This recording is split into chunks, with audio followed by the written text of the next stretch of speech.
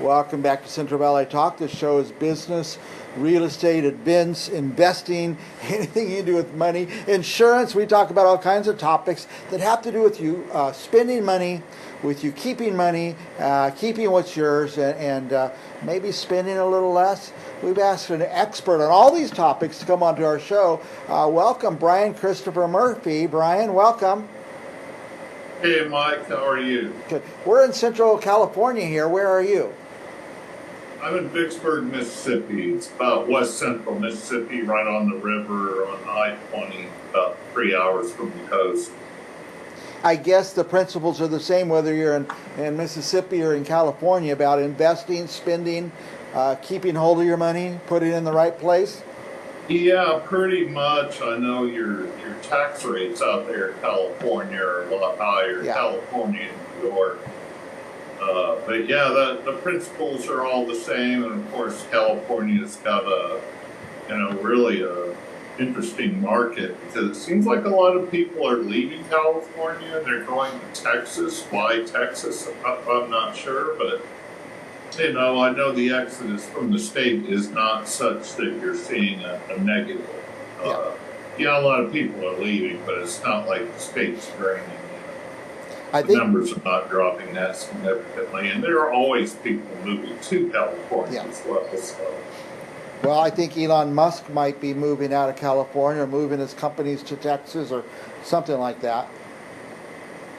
Yeah, I've heard about that.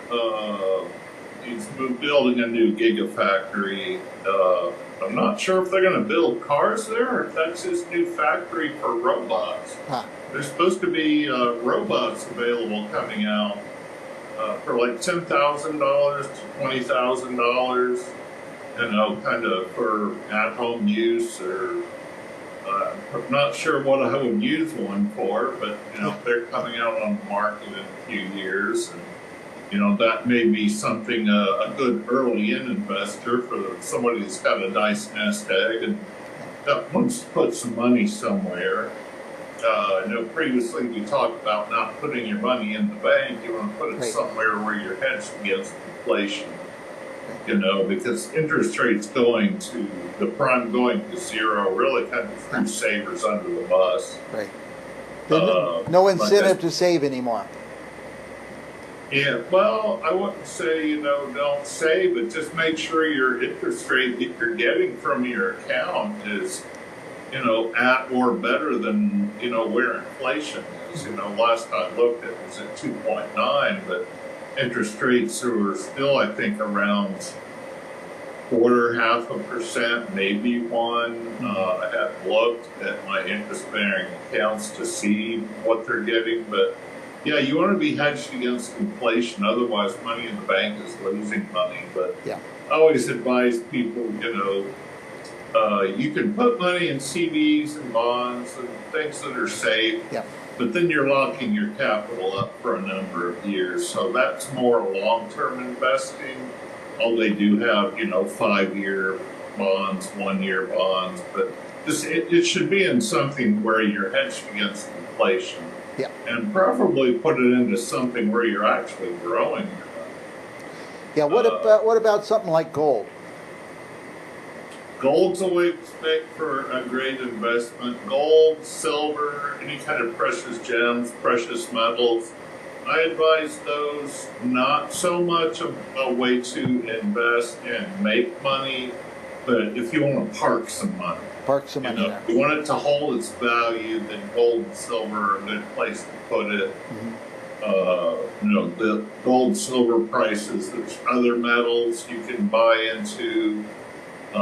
And actually a way to avoid all the high fees and buying gold is, if you've got that kind of money, is buy a contract for physical gold. And then you can actually take possession of it if you want, and they can put them in a vault for you. Yeah, that's nice. But technically, if you were to buy the contract, make some money then, and then sell it before the contract becomes due and it's delivered. So you never have to take possession of that. Then you avoid all the fees that are associated with investing in gold. What about Bitcoin? Bitcoin I've seen going up and down quite a bit, like as much as 5% in a day. Hmm. Which 5%, if you got quite a bit, Yeah. you could be making a little. You can day trade Bitcoin and other things as well, but the amount of money you would have to put into play to really see any Yeah. kind of daily returns as far as day trading would have to be a significant amount. And then there's always that risk that, with the volatility in the digital coin markets, you could lose a lot of money really quick as well. I heard Robert Kennedy, running for president, said he's going to go, take the money from the United States Treasury and go all into Bitcoin. And I heard Donald Trump say something like that as well. Do we see that affecting the value or strengthening the product? Yeah, because I believe that what will happen, should they do that, and essentially Bitcoin would then effectively have the backing of the U.S. government. Mm-hmm. Well, that's going to spur a lot of interest and likely shoot it higher. So, Yeah. if you see that as potential investment, then you're going to want to get in before they make that announcement. Because once they do, the price is going to shoot up. So, Yeah. you might make a small investment. I would not invest anything that you couldn't afford to lose, kind of like going to the casino. But,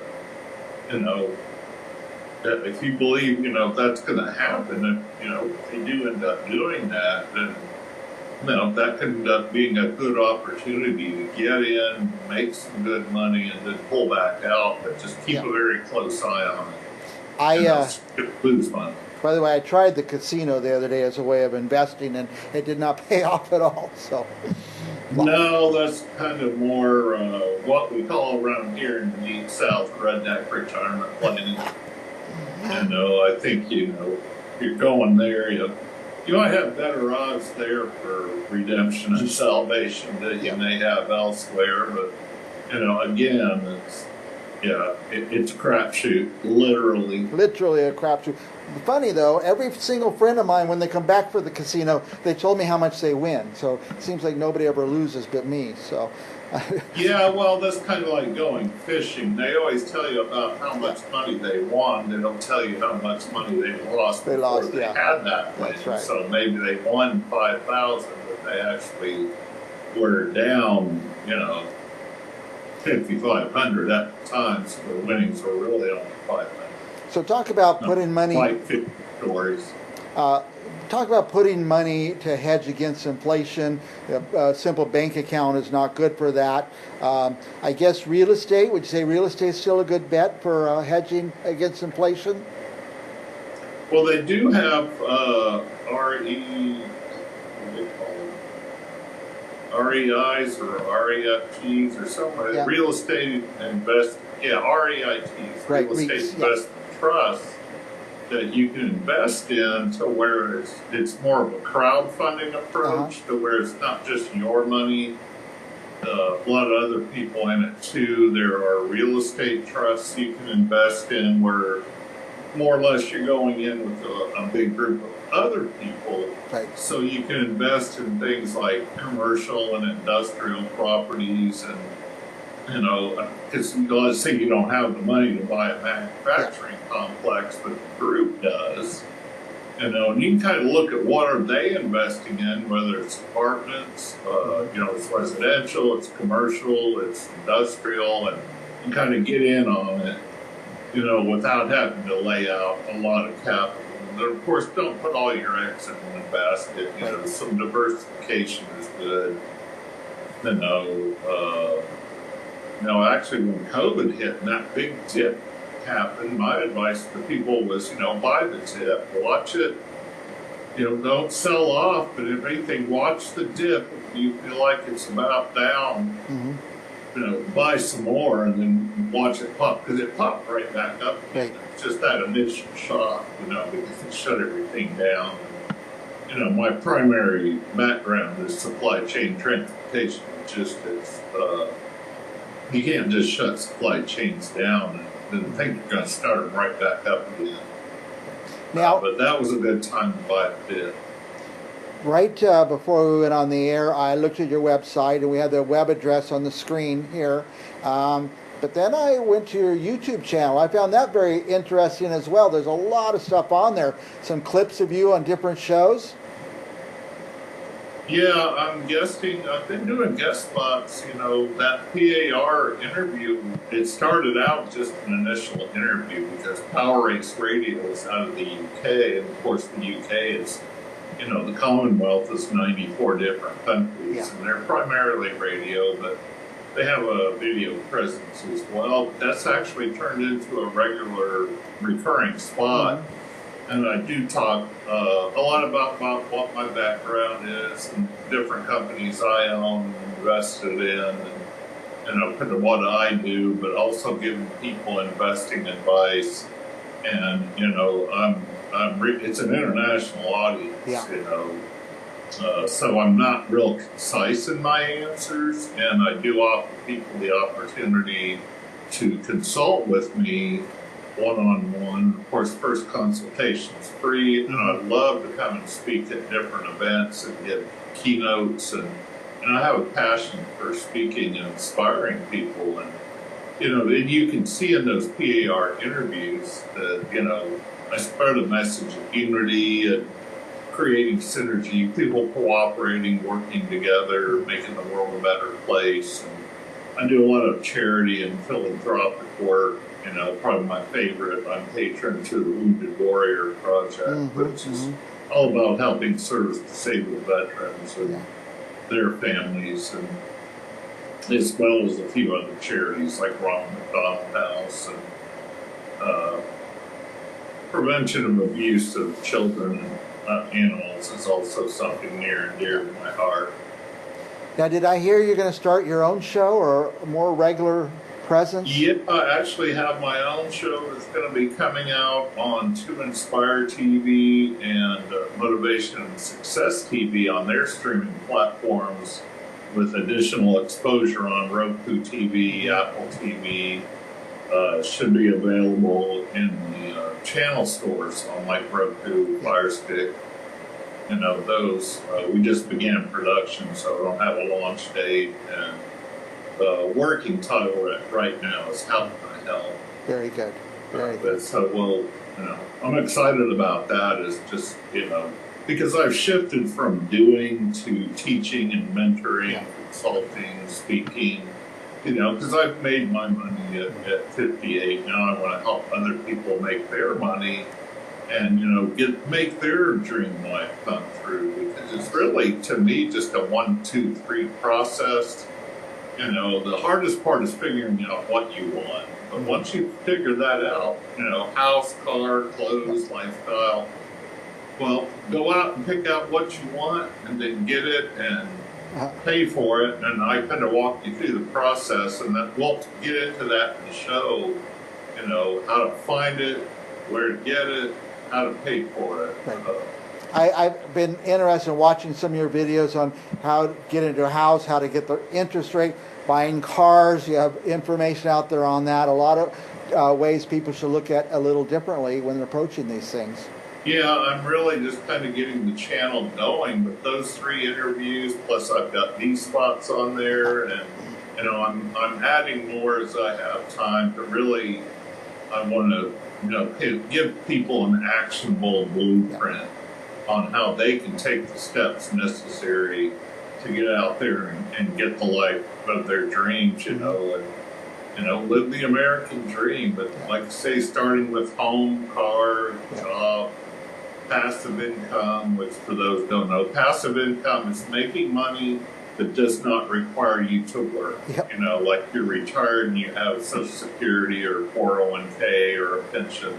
That's passive income. Best kind, by the way. My favorite kind. Brian, we're way past time. The signal will need to get off. I can't stop talking to you. You're too interesting. But give us one last thought on spending money, what young people should do with their money, how they should hold on to it. Should they spend it all? Should they save it? What should they do? Well, typically, you know, you're going to, my advice to start out, there's 2 books I recommend, Rich Dad, Poor Dad by Robert Kiyosaki and Think and Grow Rich by Napoleon Hill. Begin your investing journeys there, because that's where I started mine. Nice. Those two books will really open your eyes quite a bit. And then also look at, buying a home, buying a business with no money down, because there's ways to do it, without, having to spend a lot of money up front. There's low interest loans for veterans, for minorities, for women business, so there's boatloads of opportunities. Whatever you want to do, the money is out there. It's like I had a banker tell me one time, as long as the deal just makes sense and your credit's good, you'll get the money. You'll get it, yeah. You'll figure it out.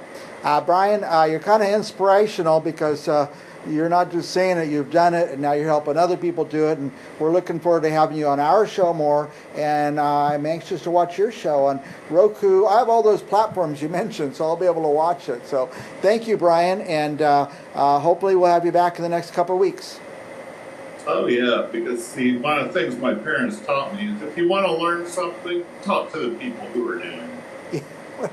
Yeah. Some people already know the answers. You don't have to figure them out yourself, right? Yeah, there we go. All right, Rich Dad, Poor Dad. And what was the other? Think and Grow Rich by Napoleon Hill. All right.